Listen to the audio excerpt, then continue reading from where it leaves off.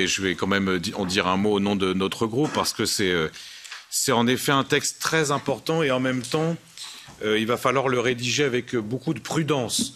En français, on dit d'une main tremblante, parce qu'il y a quand même à la fois un objectif, c'est celui, bien sûr, d'assurer une plus grande liberté des médias, l'indépendance, le pluralisme, et en même temps, on l'a dit pendant tout le débat, le respect de certaines législations nationales qui sont très protectrices, avec leurs spécificités, et il y a un subtil équilibre entre les deux. Alors l'indépendance, ça a été dit, bien sûr, indépendance des médias qu'il faut renforcer, indépendance par rapport au gouvernement, par rapport au pouvoir public, y compris quand c'est des médias publics.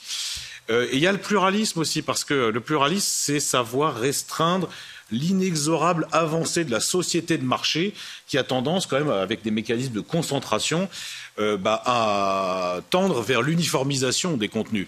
Et ça, c'est aussi très important. Après, il y a ce que vous avez dit, Madame la rapporteure, c'est évidemment très riche. Et nous, on est totalement d'accord sur ce que vous proposez pour garantir l'indépendance du Comité européen pour les services des médias, dans lequel on trouve que la Commission a un rôle peut-être un peu trop important. Vous l'avez dit, mais je le réitère. Il y a tout ce qui vise à encadrer les plateformes en ligne dans l'univers médiatique, et ça, c'est évidemment décisif.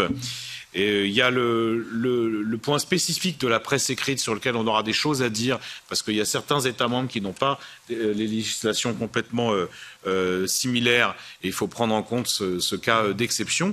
Et puis enfin, il y a la question que j'avais soulevée, mais j'y reviens, c'est-à-dire que le règlement, il y a un cadre, et ce cadre, il ne faut pas en dévier. Et donc, il faut quand même faire attention à ce qu'un certain nombre de mesures qui soient prises via le règlement n'aient pas un impact négatif, voire contre-productif, sur des législations nationales très protectrices.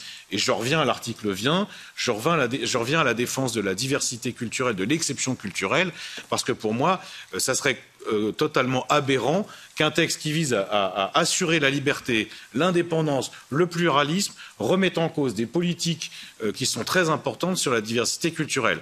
J'ajoute qu'il devait y avoir un rapport de la Commission sur la mise en œuvre de la directive de la SMA.